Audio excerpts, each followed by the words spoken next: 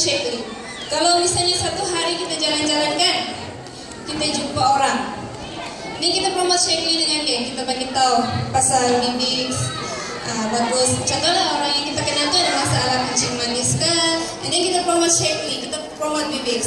Lepas itu dia cakap tidak mau, saya sudah makan obat. So apa kita akan reply? Senyum dan cakap terima kasih makcik. First time saya dengar orang reject Shakely, cakap begitu. Terima kasih.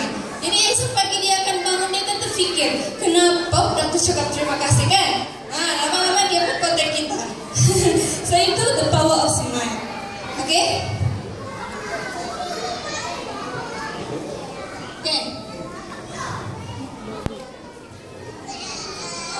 Okay, jadi tadi kita menari-nari. Siapa yang first time menari? Ada, tapi saya gembira lah ramai yang menari. Tapi mungkin ada yang tidak menari, mungkin dalam hati dia cakap, apa malu lah orang mangkak. Semua kita ni ada suara-suara negatif dalam diri kita. Bukan orang sekeliling saja yang bagi kita negatif aura, tapi dalam diri kita pun ada. So kita kena belajar untuk melawan negativity itu. So saya selalu percaya kalau kita mau sukses, kita perlu buat sesuatu yang kita tidak pernah buat. Atau dalam Englishnya, if you want something you never had, you got to do something you never done.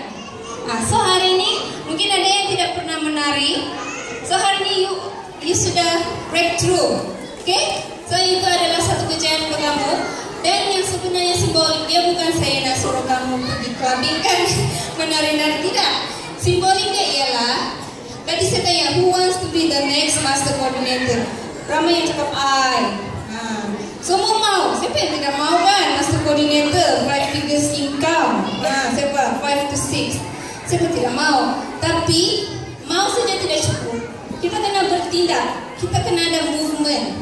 Kita kena bergerak. So tarian itu tadi sebenarnya simbolik supaya kita semua mesti ada keberanian untuk bergerak. Dan salah satu caranya adalah simbolik tadi itulah menari di depan umum. Okay? So kalau kita ada kemampuan saja tapi kita tidak mau bergerak, kita tidak akan kemana-mana. Sebagai contoh gambar di sini kan kita ada dua pokok. Sebenarnya ada burung di sana tuh, tapi mungkin sudah terbang burung ya. Oke, ada pokok yang tinggi dan ada pokok yang rendah. Pokok yang tinggi sebenarnya ada 3 ekor burung. Tapi pokok yang rendah tuh tiada burung, tapi buah dia banyak, random, sebab tiada burung yang makan. Pokok yang tinggi itu ada buah, tiada buah, habis. Oke, jadi 3 ekor burung tadi sudah kelaparan. Jadi 2 ekor burung tadi dia mau bergerak dia mau pergi ke pokok yang rendah sebab situ masih banyak buah. So sekarang teka-teki. Tinggal berapa burung yang berada di pokok yang tinggi itu? Tidak. Tinggal berapa? Tidak. 3? Tiada. Oke, tadi saya cakap 2 ekor burung mau bergerakkan. Tapi orang tidak bergerak. So, yang tinggal di pokok yang tinggi itu masih juga 3 ekor burung. Disitulah.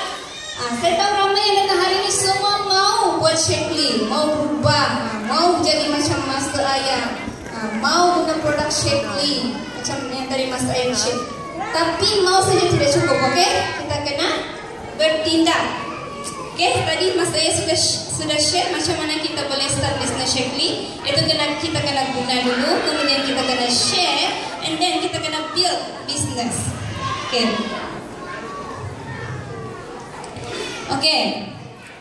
Tapi kadang-kadang kan bila kita mau berubah, kita ada banyak influence negatif dalam diri kita.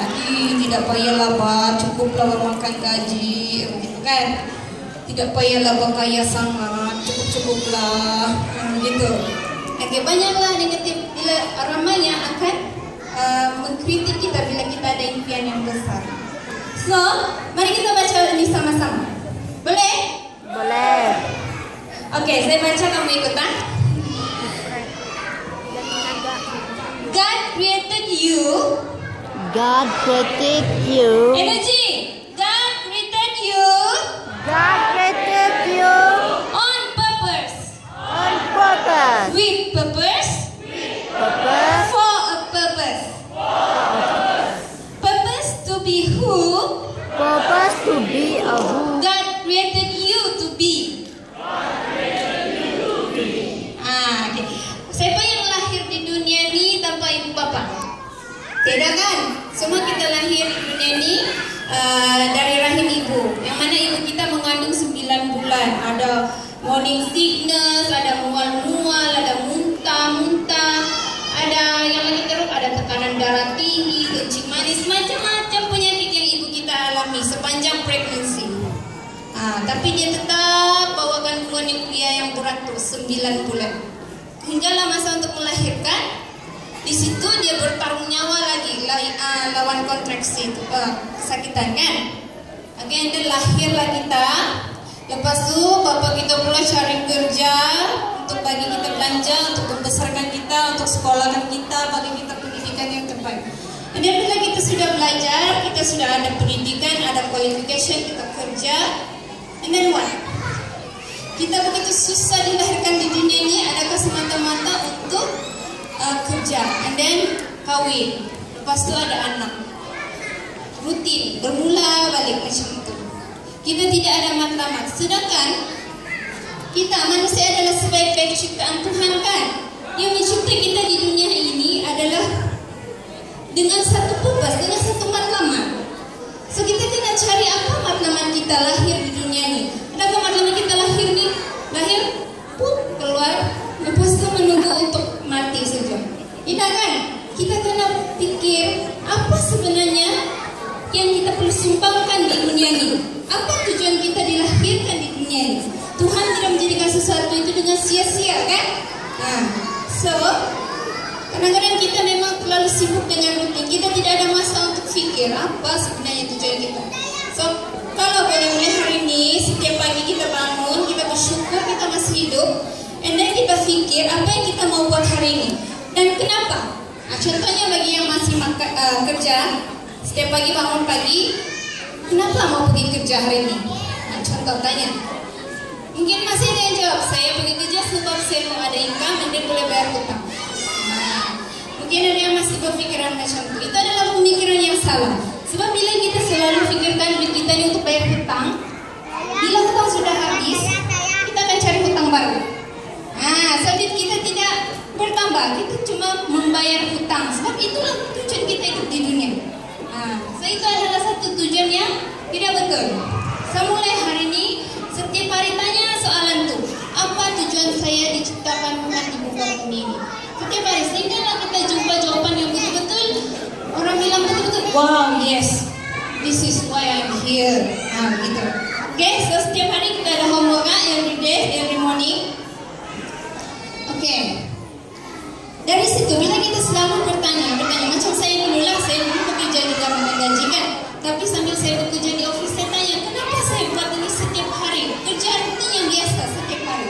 Adakah saya mau buat kerja ini sampai saya umur pensiun 60 tahun? Jadi saya tanya apa sebenarnya yang saya mau? Anak-anak saya biarkan di nursery, sedangkan saya bekerja di office, bukan bekerja betul-betul pun. Ada masa juga buka Facebook, buka game kan? Membazir masa pula. So, saya tidak mau kehidupan saya begitu, saya sentiasa tanya. Akhirnya saya ada impian. Jadi di situ kita akan mulai mempunyai impian untuk hidup. Impian hidup. So di sini cakap, the poor man is not he who is without a cent. Bukan orang yang tidak begitu adalah orang miskin. Tapi orang miskin ialah he who is without a dream. Dia ada impian. Dia lahir-lahir je, lepas itu dia mau tunggu mati. Tidak kan, kita tidak mau. Kamu tahu Michael Jackson sudah meninggal kan? Tapi dia adalah